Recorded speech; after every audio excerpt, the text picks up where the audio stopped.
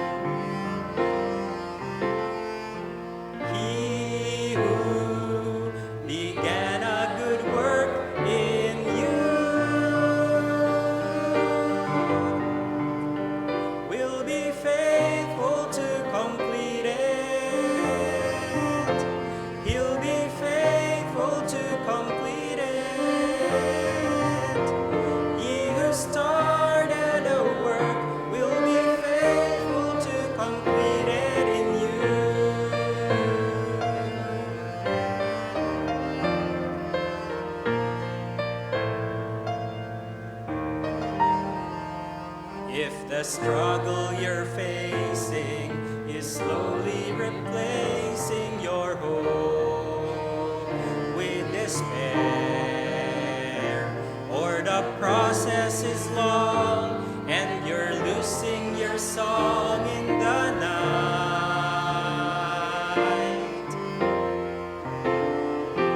you can be sure that the Lord has His hand on you, safe and secure. He will never abandon you. You are His treasure, and He finds His pleasure in you.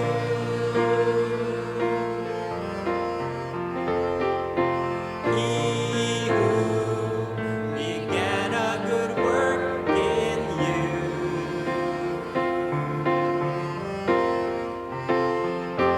He who began a good work in you will be faithful to complete it. He'll be faithful to complete it. He who started a work will be faithful to complete it in you. He who began a good work in you.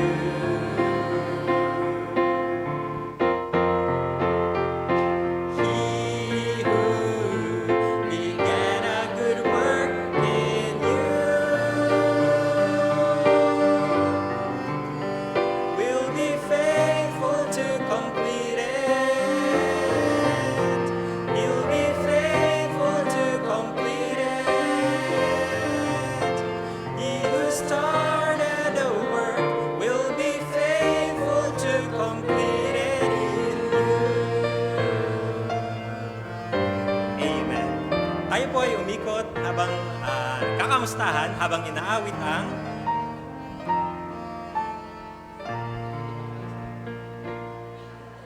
God's Wonderful People. I love the thrill that I feel when I get together with God's wonderful people. Love the thrill that I feel when I get together with God's wonderful people. What a sight just to see all the happy faces, praising God in heavenly places. What a thrill that I feel when I get together with God's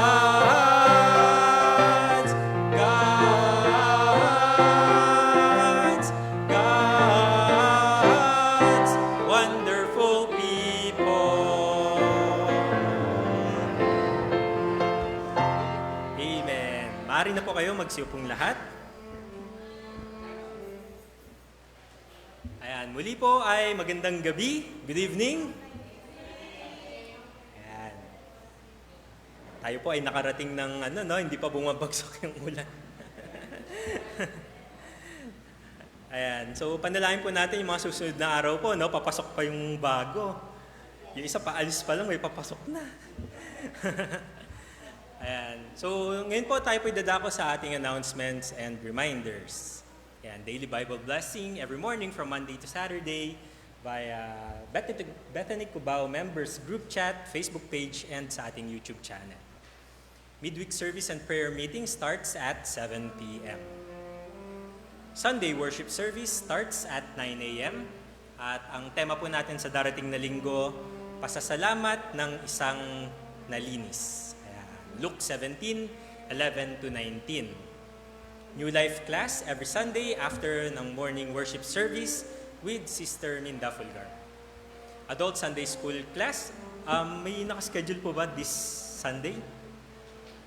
Wala po, Ayun, pahinga muna yung mga, yung mga Adult Sunday School. Sem break. Ang aga. Maagang sem break. Ayun. Ayan. Patuloy po tayo. Go Ye Cubao weekly activities. Yan. Bible study every Wednesday and Saturday. DKBC and tract distribution every Saturday. Home Bible study, prayer fellowship, and monthly worship service sa Kamarin, Caloocan every Friday po yan. At home Bible study sa San Mateo Rizal every Saturday. Worship service sa Taytay Rizal every Saturday din po. At next Sunday na po ang ating last Sunday of the month. So, ayan, handa po natin special missions gift giving at Lord's Supper. Ayan. Sa Sunday na rin po ang ating first time visitor Sunday, September 28 at every last Sunday of the month po yan. Ganun din po, each one bring one every Sunday and Wednesday. Ayan. Tapos patuloy po natin ipanalangin po noon, nalalapit na ang ating 36th Missions Conference and 60th Church Anniversary. Ilang araw na lang po. Yung sa Pasko sa mga mall, meron ng countdown yung Pasko eh. Yung sa atin po, sana meron. Ayan. Panalangin po natin yan, ating mga gawain at nawa ay pagpalain tayo ng Panginoon sa pagkilos sa kanyang gawain. Muli po tayong tumayong lahat sa papong awitin, Seek Ye First.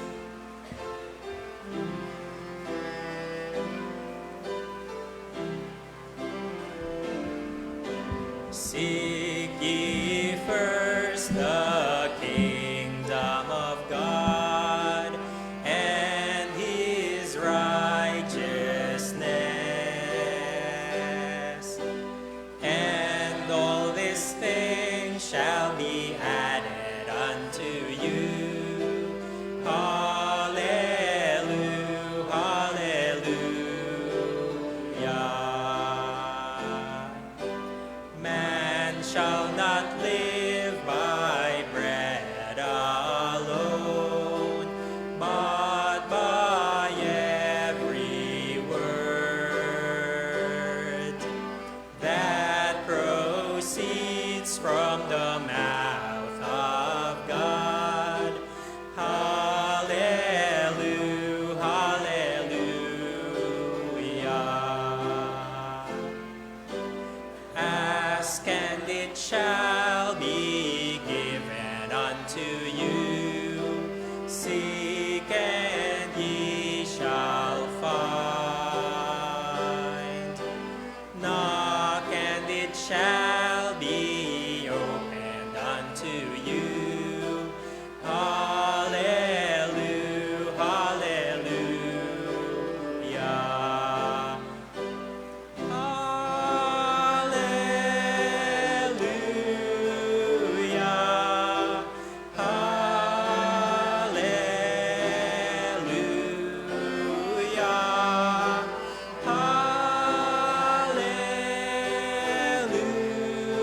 Hallelujah, hallelujah,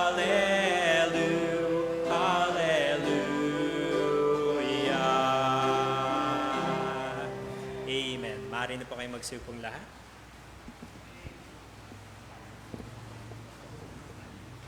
Ayan. At ngayon po sa ating pag-aaral ng salita ng Panginoon, tawagin po natin Brother Renato Alegre. Muli magandang gabi sa ating lahat. Kanina sinabi ko magandang ating panahon, pero ngayon biglang umulan. Nabulabog, ano po? Nabulabog ang ating panahon. Ang pamagat ng ating paksa ngayong gabi, mas mabuti pa bang maging masama? Itong tanong, mas mabuti pa bang maging masama? Sa bagay, ang masasama ngayon, ano po? Higit na pinagpapala kaysa mabubuti. Umaasinso. Maraming mga ari-arian, hindi lamang yan, maraming kwarta. Makikita ang ating teksto sa Ecclesiastes Kapitulo 8, versikulo 9 hanggang 13. Salita natin basahin. Ako sa 9, kayo ang sunod. Sabay-sabay tayo sa panghuling teksto sa 13. Sabay-sabay natin basahin.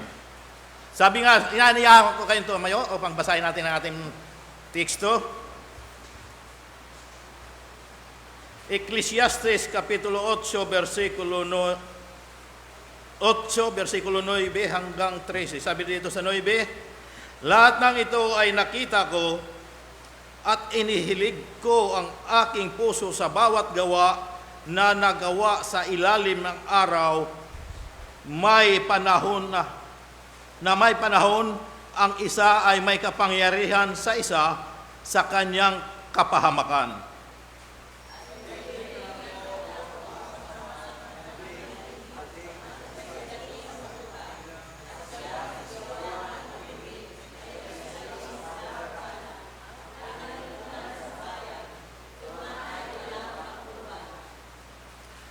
Sapagkat ang hatol laban sa masamang gawa ay hindi isinasagawa agad.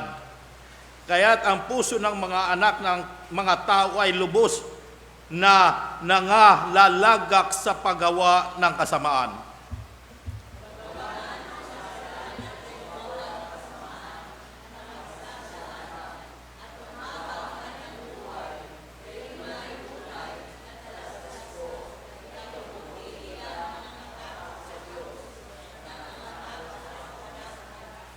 Sabay-sabay sa 13, ngunit hindi ikabubuti ng masama, ni hahaba man ang kaniyang buhay na parang isang anino, sapagkat siya'y hindi natakot sa harap ng Diyos. Pagpalain nawa tayo ng Panginoon sa pagbasa ng kanyang salita. Tayo muna ay dumulog sa ating Panginoon. Salamat po, Panginoon Hesus, sa mga salita ang aming binasa, na mga paalala sa amin at hamon na mas mabuti pa bang maging masama sa kabila ng mga masasamang nangyayari sa bayan at sa sanlibutan. Dapat tayong magpatuloy sa kabutihan. Nawa tulungan ninyo kaming hanapin ang tamang daan at susugan para sa aming kabutihan at maging halimbawa sa iba. Salamat po sa kagandahan loob. Nawa samahan ninyo ang iyong lingkod, pagkaluban ng kalaman at katatagan sa paghahayag ng Ibanghilyo. Sa pangalan ng Panginoon Hesus, Amen. Maaari na po kayong maupo.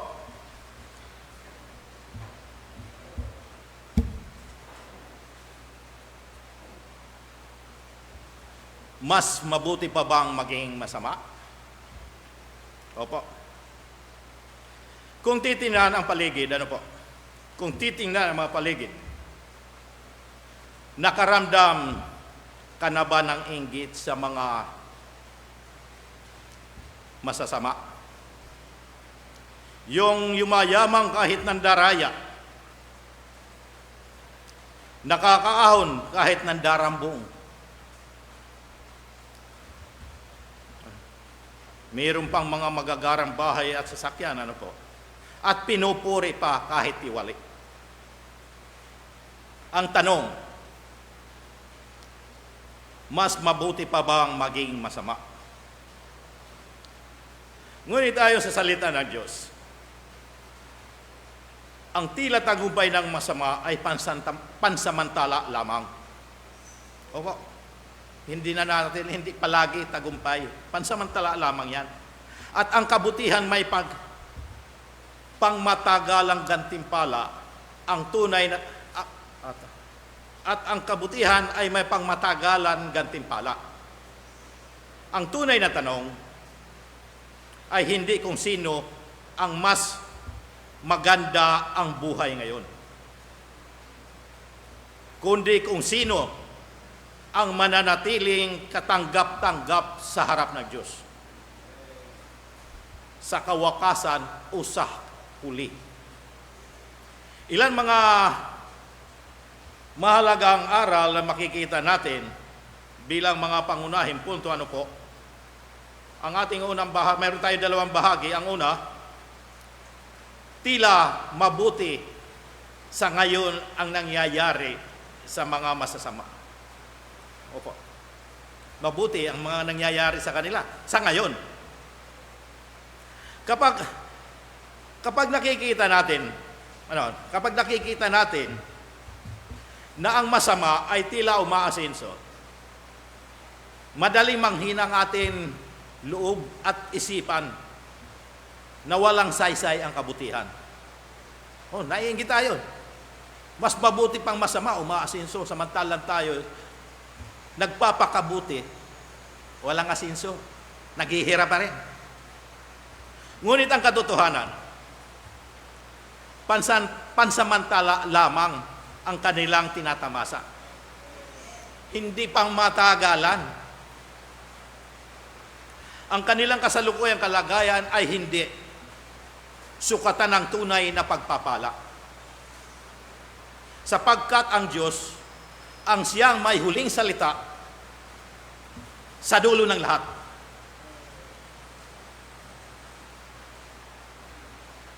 Ayon nga sa ating teksto, sa verse Ecclesiastes 8:10, sabi nga dito,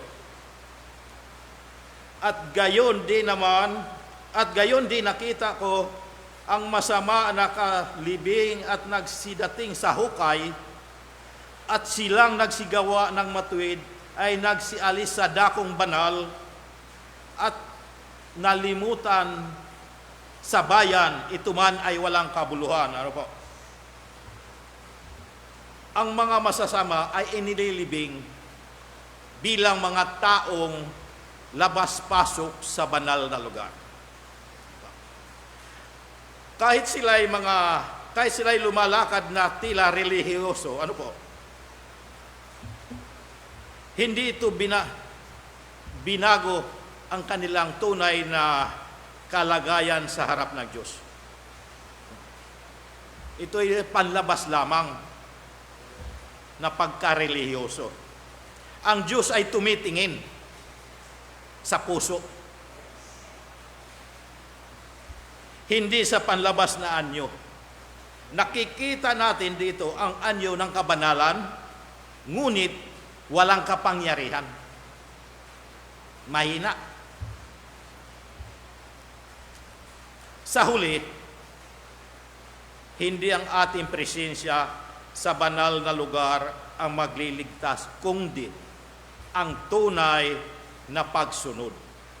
Opo. Ang mga masasama ay tumatanggap ng papuri sa lungsod. Ayon pa rin sa ating binasang teksto sa Jais, ano po? Ang tao ay madaling malinlang ng pansamantalang reputasyon, subalit sa harap ng Diyos, walang halaga ang papuri ng tao. Sa halip, ang tanging mahalaga ay ang well done, thou God and faithful servant, mula sa Panginoon. Mateo 25:23. Ayon pa rin sa ating teksto sa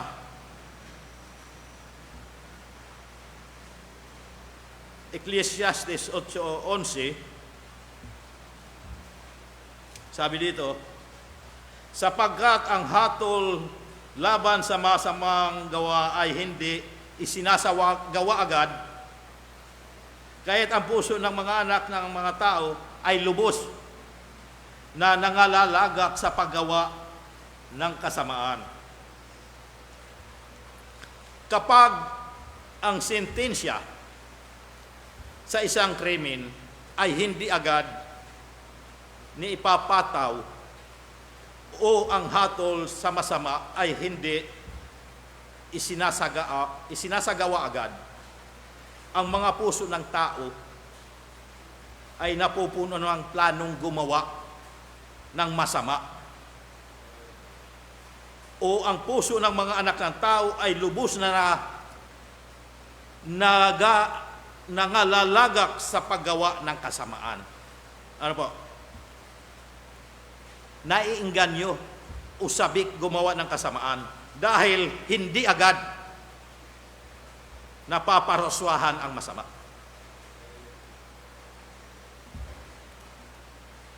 Nasasanay sila eh. Nagiging lakas loob ang marami na ulitin ang kasamaan. Ngunit ito'y tanda ng pagpapabaya. Ngunit ito'y hindi tanda ng pagpapabaya ng Diyos, kundi ng kanyang pagtitiis. Ang kahabagan niya ay hindi lisensya sa kasalanan, kundi pagkakataon upang magsisi.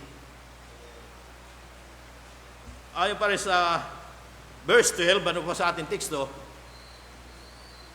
bagamat ang nakasalanan ay gumawa ng kasamaan na naka-100 at humaba ang kanyang buhay, gayon may tunay at talastas ko na ikabubuti nilang mga nangatatakot sa Diyos na nangatatakot sa harap ng Diyos.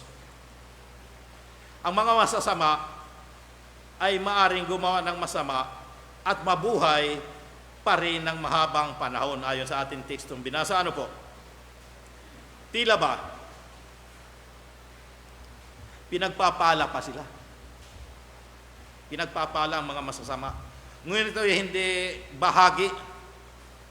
Ngunit ito ay bahagi lamang ng pansamantalang pag-uunat ng lubid. Binabatak lang ang kanilang buhay. Ang mahabang buhay ng masama ay hindi gantimpala, kundi dagdag na panahon upang sila'y tumalikod sa kasamaan. Kung mamadaliin, hindi na makakapagsisi.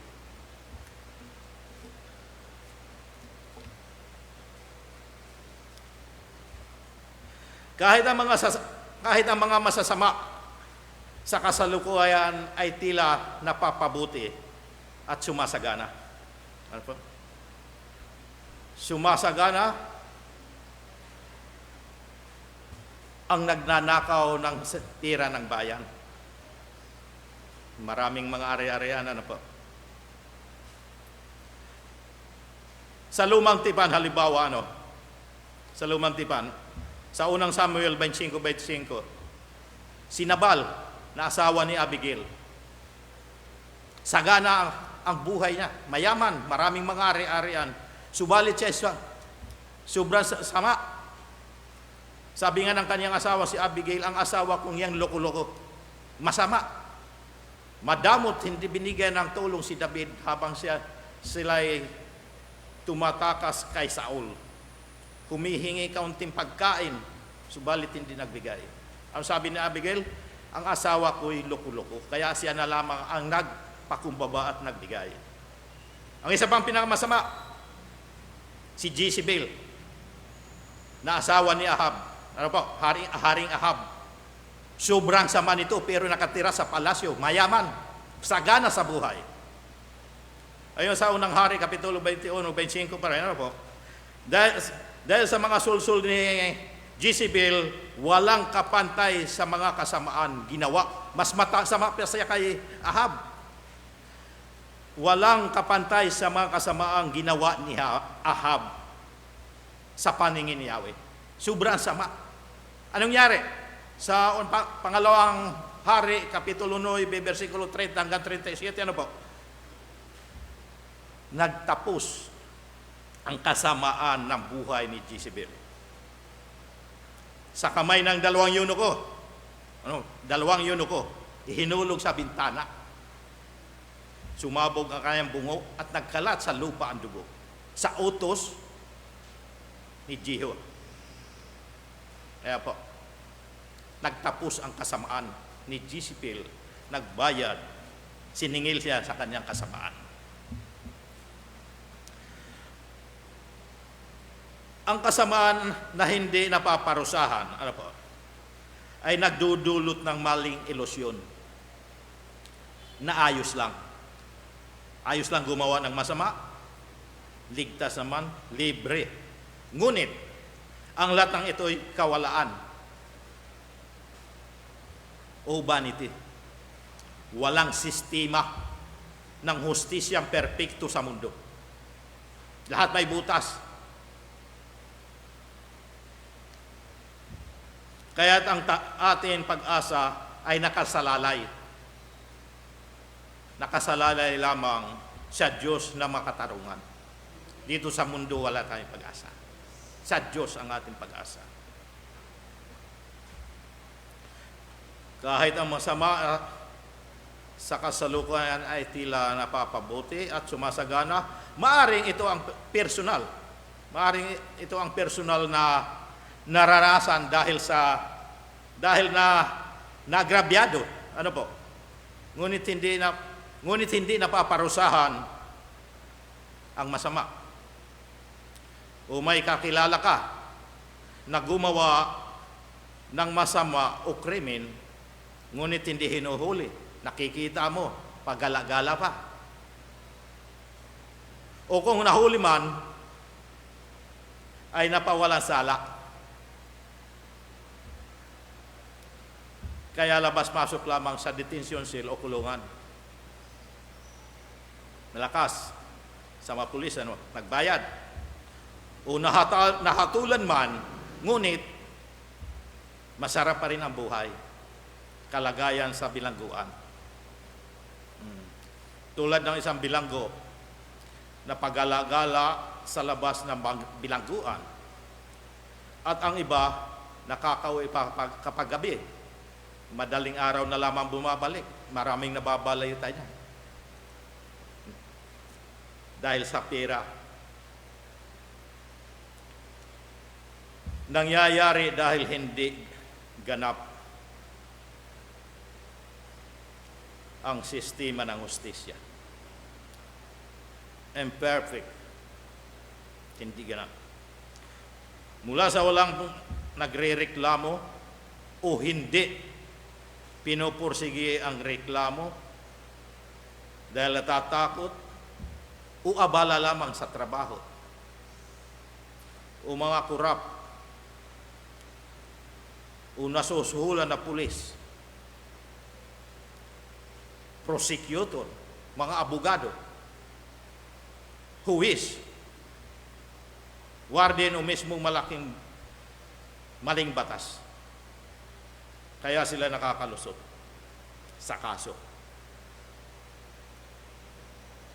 Ang mga gumagawa ng masama. Kaya paulit-ulit lamang.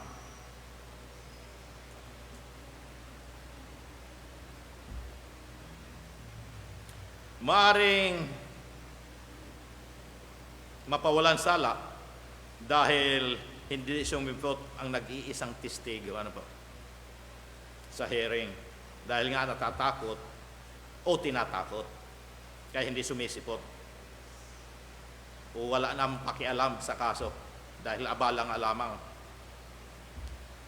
Walang lipunan sa mundong ito na may ganap o sakdal na katarungan. Lahat may butas.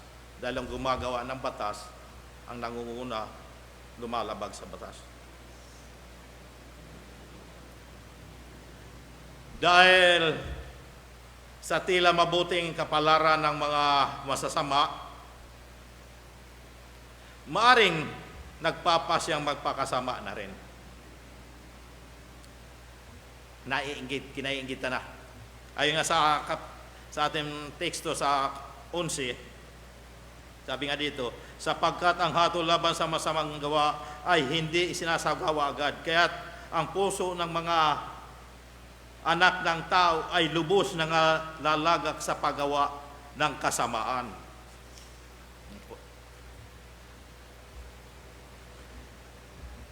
Kaya naiinganyo o natutukso gumawa ng kasamaan kapag nakita ng tao na ang krimen ay tila may pakinabang. Nagkakapera, madali ang pera. Nahuhulog sa bitag ng kasamaan. Ngunit, tandaan natin ang huwag kayong padaya. Na ang Diyos ay hindi nadadaya. Sapagkat anuman ihasik ng tao, yun din ang aanihin niya. Galatia 6:7, Ito ang malaking panganib kapag hindi natutuo ito, Ito ang panganib. Crime does not pay. Panganib nga po. Ang totoo na ay crime does pay. O may pakinabang. May pakinabang pala ang gumawa ng krimen o masama. Bakit? dahil hindi nahahatulan at napaparusahan agad. Matagal.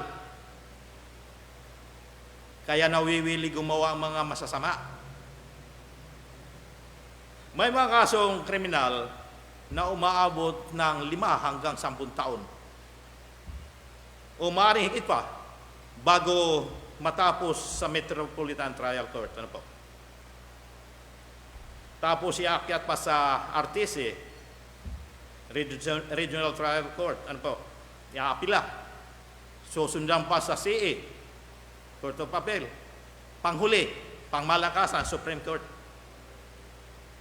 Maaring patay na ang mga parties o magkabalang panig bago matapos ang kaso.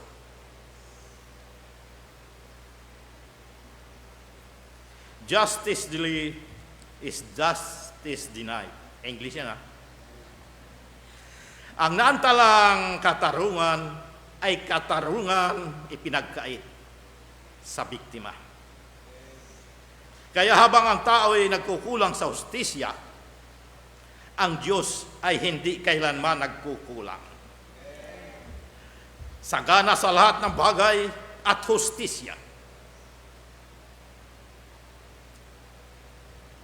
Ang ating pangalawang bahagi, ano po?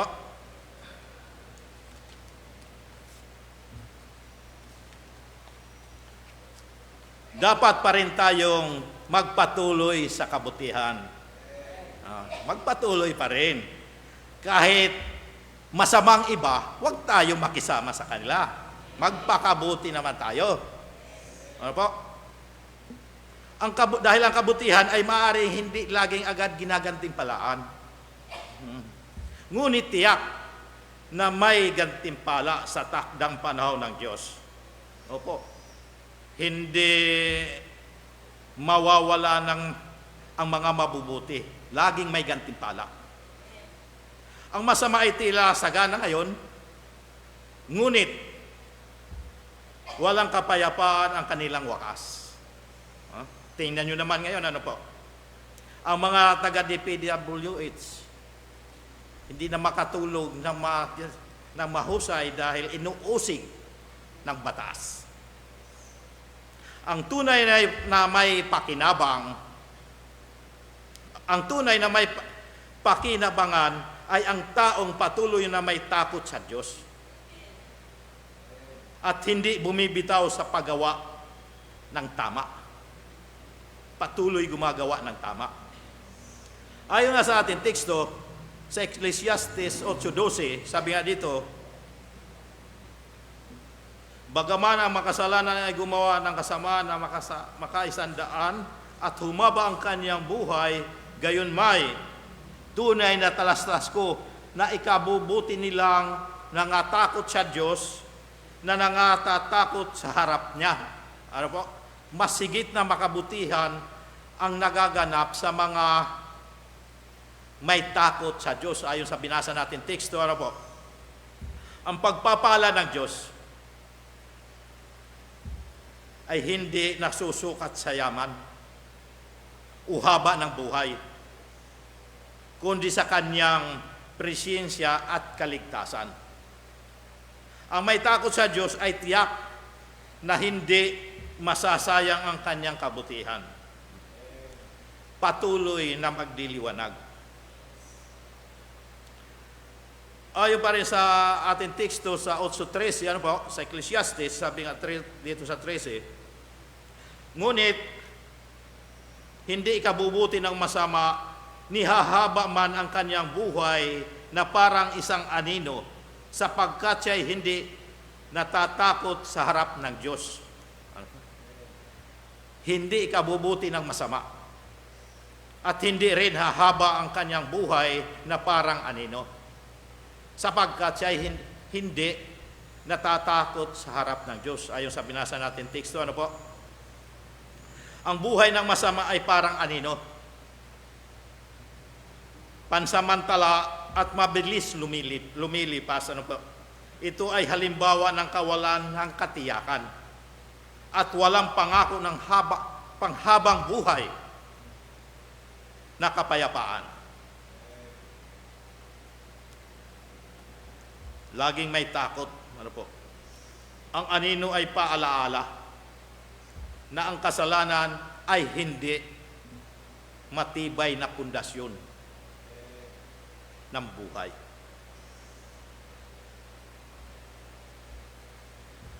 Magpasyang magpatuloy sa kabutihan sa kabila ng paglaganap ng kasamaan. Magpasyang magpatuloy sa kabutihan kahit lumalaganap ng mga kasamaan. Huwag na tayong dumagdag sa mga masasama. Marami na sila eh.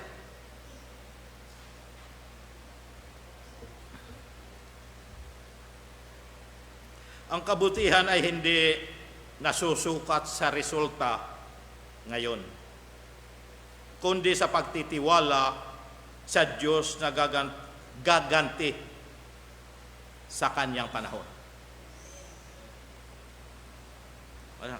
Magtiwala na ang Diyos ay makatarungan at maging masigasig sa pagtataguyod ng katarungan. Kung gumagawang iba, huwag na tayo sumabay. Gumawa tayo ng mabuti. Huwag manghina, umawala ng pakialam. Dapat punahin. Ituro kung kaya. Huwag mabalisa dahil sa tagumpay ng mga masasama. Dahil ang Diyos ang bahala sa kanila. Kaya huwag na tayo tumulad.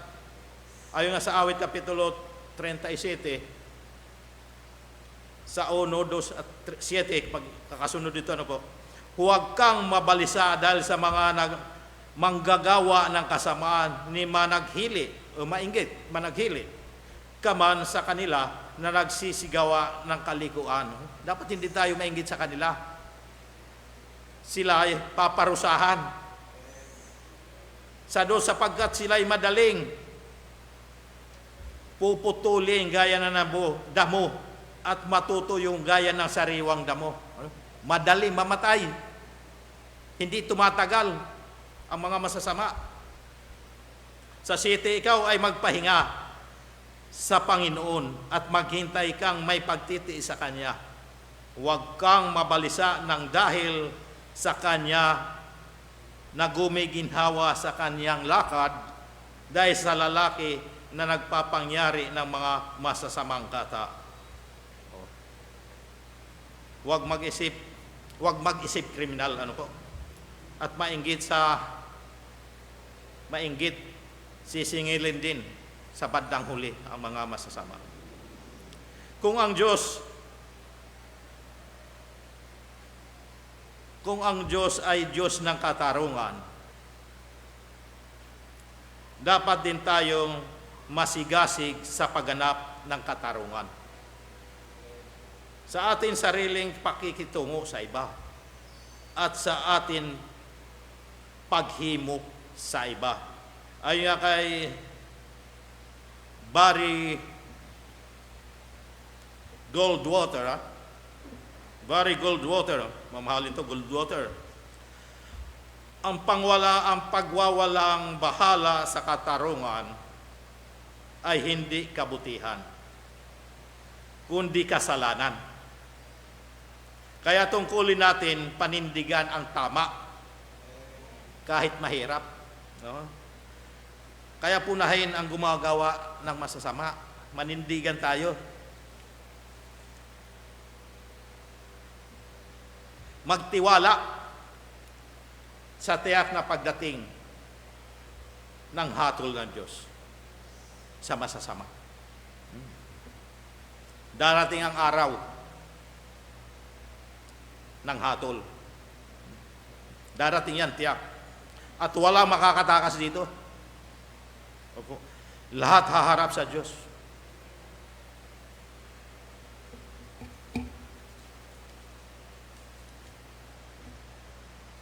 Ang pagtitiis ng Diyos ay hindi kabagalan sa pagtupad ng kanyang pangako, kundi pagtitiis at at pagkakataon upang magbago. Ayon nga sa pangalawang Pedro, Kapitulo 3:9, hindi mapagpaliban ang Panginoon tungkol sa kanyang pangako na gaya ng pagpapaliban ipinalalagay ng iba, kundi mapagpahinuhod sa inyo na hindi niya ibig na sinuman ay mapahamak, kundi ang lahat ay magsipagsisi. Naghihintay po ang Panginoon sa mga magnunumbalik na mga masasama. Sa ngayon, ay sinisika pang baguhin sa pamamagitan ng pagtuturo. Pagdating ng panahon, pagdating ng araw, ay parusa na ang igagawad. Ayon nga kay Thomas More, kung ayaw matuto ng tao, sa Tagalog na ito, kung ayaw matuto ng tao sa pamamagitan ng aral, matututo siya sa pamamagitan ng parusa. Kaya ang mga masasama sa preso, tingnan mo, nagbabago. Ayaw nang bumalik pag nanggagaling na sa loob, nag-graduate. Pinapahirapan sila kaya nagbabago. Bumabait pag lumalabas. Darating ang panahon na lahat, anuman ang katayuan sa lipunan, ay hahatulan ng Diyos. Aayusin na ng Diyos ang kakulangan ng hustisya ng tao. Kung hindi tayo nakikinig sa salita ng Diyos, ngayon, haharap tayo sa kanyang hatol bukas. At tandaan, tandaan, iisa lamang ang hantungan ng lahat. Mapahari man o alipin, mayaman man o mahirap, lahat tayo ay haharap sa Diyos upang mahatulan o managot. Wala tayong ligtas. Lahat tayo mananagot sa Diyos. Bilang panghuli, maaring pansamantalang nakakangat ang masama. Ngunit tandaan, ang kanilang tagumpay ay gaya ng anino. Mawawala rin. Subalit,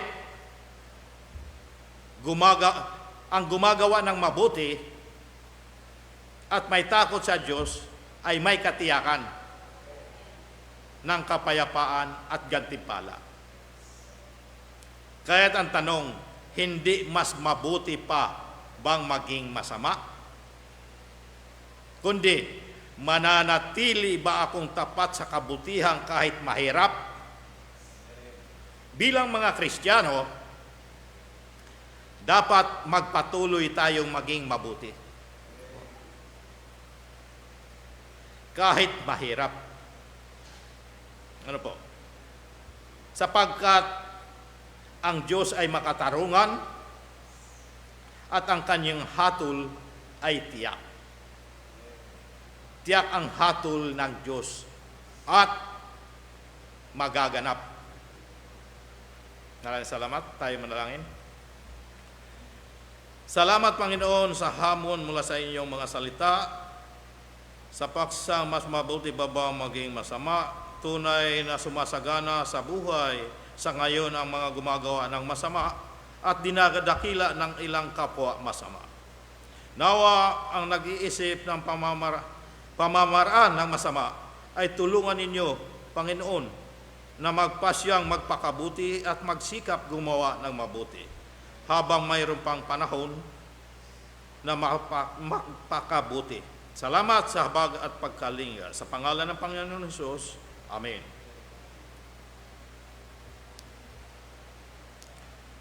Sa ating pagkakaloob, ayon sa ating teksto, dalhin ninyo ang buong ikasampung bahagi sa Malakias Kapitulo 3, versikulo 10. Sabi nga dito, dalhin ninyo ang buong ikasampung bahagi sa kamalig upang magkaroon ng pagkain sa aking bahay. At subukin ninyo ako ngayon sa bagay na ito, sabi ng Panginoon ng mga hukbo. Kung hindi ko bubuksan sa inyo ang mga dungawan sa langit at ihuhulog ko sa inyo ang isang pagpapala na walang sapat na silid na kalalagyan. Nawa ipagbigay natin sa Panginoon ang pinakamahusay na handog upang tayo pagpalain sa ating buhay. Tayo manalangin sa Panginoon, salamat sa mga pagpapala aming tinatanggap sa araw-araw. Salamat sa natapos namin paghahayag ng iyong mga banal na salita. Nawa sa aming pagkakaloob, pangunahan mo kami. Hipuin mo ang puso ng bawat isa na magbigay ng may ayon sa kanilang kalooban na may kagalakan. Ito pong aming dalangin sa pangalan ng Panginoon Hesus. Amen.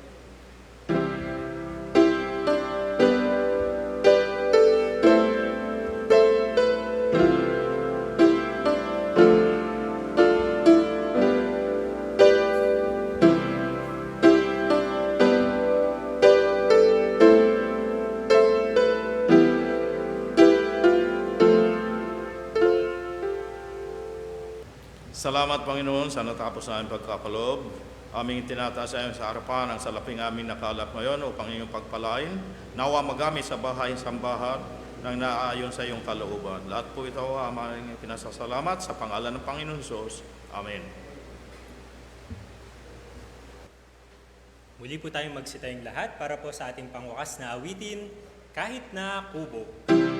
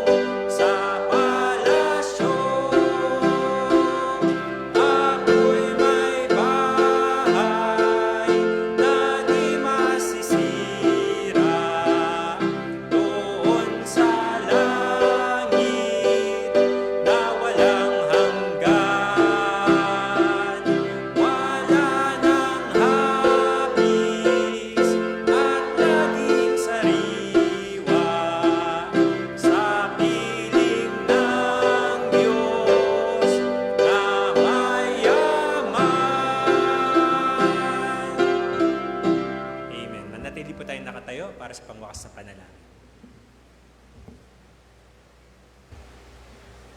Panginoon Diyos na makapangyarihan sa lahat, salamat po sa biyayang aming tinanggap na patuloy nagpapalakas sa aming kaluluwa at nag-uudyok na gumawa ng mabuti.